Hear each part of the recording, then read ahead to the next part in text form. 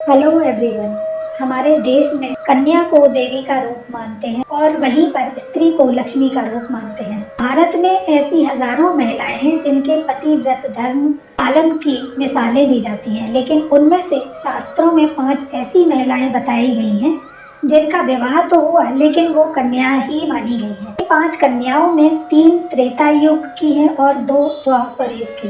त्रेता युग यानी कि रामायण के समय की, जिसमें अहिल्या, मंदोदरी और तारा। द्वापर युग की यानी कि महाभारत काल के समय द्रौपदी और कुंती को कन्या माना गया है। इन 5 कन्याओं का प्रतिदिन स्मरण करने से सारे पाप धुल जाते हैं। तो आइए जानते हैं इन 5 कन्याओं, जिनको हम पंच कन्या कहते हैं, से जुड़ी हुई कुछ खास बातें। लेकिन उससे पहले आप सभी का मेरे चैनल में स्वागत है। अगर आपको वीडियोस अच्छे लगते हैं तो प्लीज़ लाइक कर दीजिए और मेरे चैनल को सब्सक्राइब ज़रूर से करिएगा। तो आइए जानते हैं इन 5 विवाहित स्त्रियों के बारे में, तो विवाहित होने के बाद भी कन्याओं के समान ही पवित्र मानी गई हैं। सबसे पहले बात करते हैं देवी अहिल्या की। अहिल्या की कथा वाल्मीकि रामायण के बालकांड में मिलती है। अहिल्या अत्यंत ही सुंदर, सुशील और पतिव्रता नारी थी। इनका विवाह ऋषि गौतम से हुआ था। इन्हें चिर यौवना रहने का वरदान ब्रह्मा जी ने दिया था। देवराज इंद्र अहिल्या की सुंदरता पर मोहित हो गए थे और इन गौतम ऋषि प्रातःकाल जब स्नान के लिए बाहर गए तो इंद्र ने छल से गौतम ऋषि का रूप धारण किया और अहिल्या का सतीत्व भंग कर दिया। लेकिन जब गौतम मुनि को अनुभव हुआ कि अभी रात्रि शेष है और सुबह होने में समय है, तो वो वापस अपने आश्रम में लौट आए। मुनि जब आश्रम के पास पहुंचे तो उन्होंने इंद्र को आश्रम से बाहर निकलते हुए देखा। उन्होंने इंद्र को पहचान लिया और इंद्र द्वारा किए गए इस कृत्य से मुनि क्रोधित हो उठे।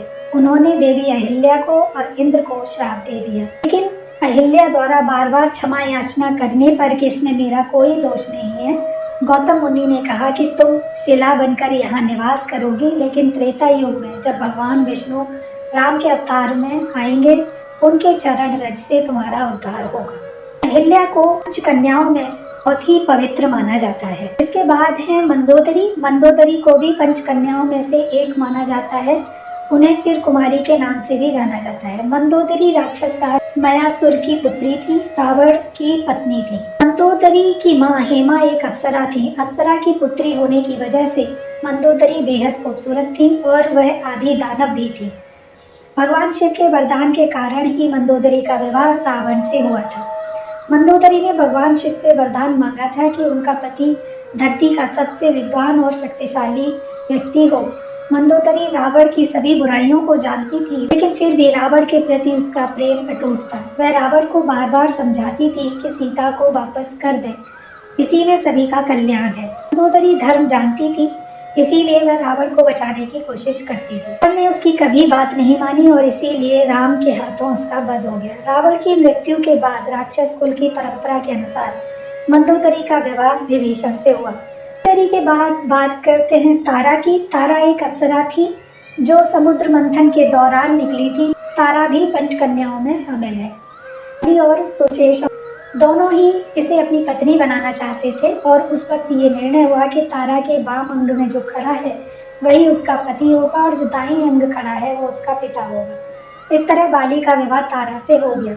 बाली के वध के बाद जानकर तारा को बहुत दुख हुआ कि बाली को छल से मारा गया है। तारा ने श्री राम को एक श्राप दिया। श्राप के अनुसार भगवान राम अपनी पत्नी सीता को पाने के बाद जल्द ही खो देंगे। ये भी कहा कि अगले जन्म में उनकी मृत्यु उसके पति के द्वारा ही होगी।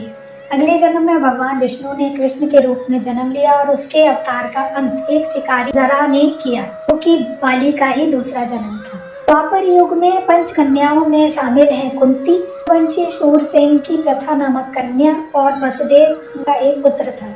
प्रथा तो राजा शूरसेन ने अपनी बुआ के संतानहीन लड़के कुंती भोज को गोद दे दिया। कुंती भोज ने इस कन्या का नाम कुंती रखा। इस तरह प्रथा कुंती बन गई। कुंती अपने महल में आए महात्माओं की सेवा करती थी। एक बार ऋषि दुर्वासा ने कुंती की सेवा प्रसन्न होकर एक ऐसा मंत्र दिया जिसके प्रयोग से देवता तुरंत उसके समक्ष प्रकट होकर उसकी मनोकामना पूरी कर देते थे। विवाह हस्तिनापुर के राजा पांडु से हुआ। कर्ण सहित कुंती के युधिष्ठिर, अर्जुन और भीम नामक 3 पुत्र थे। नकुल और सहदेव पांडु की दूसरी पत्नी माद्री के पुत्र थे। 5वीं कन्या जो थी वो थी द्रौपदी। कहते हैं कि द्रौपदी का जन्म यज्ञ से हुआ था। इसीलिए उसे याज्ञनी कहते हैं। द्रौपदी को पंचकन्याओं में शामिल किया गया है। द्रौपदी अत्यंत धीरजवान, पवित्र और महान महिला थी।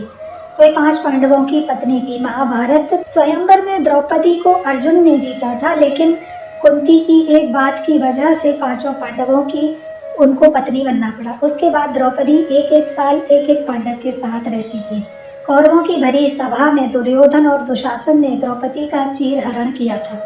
इस अधर्म की वजह से पूरे कौरव वंश का नाश हो गया था। द्रौपदी के चीरहरण श्री कृष्ण ने द्रौपदी की लाज बचाई थी। दोस्तों, ये थी 5 कन्याओं के बारे में थोड़ी सी जानकारी। अगर आपको अच्छी लगी हो तो वीडियो को लाइक कर दीजिए और चैनल को सब्सक्राइब ज़रूर से करिएगा। वीडियो के अंत तक बने रहने के लिए आप सभी का बहुत बहुत धन्यवाद।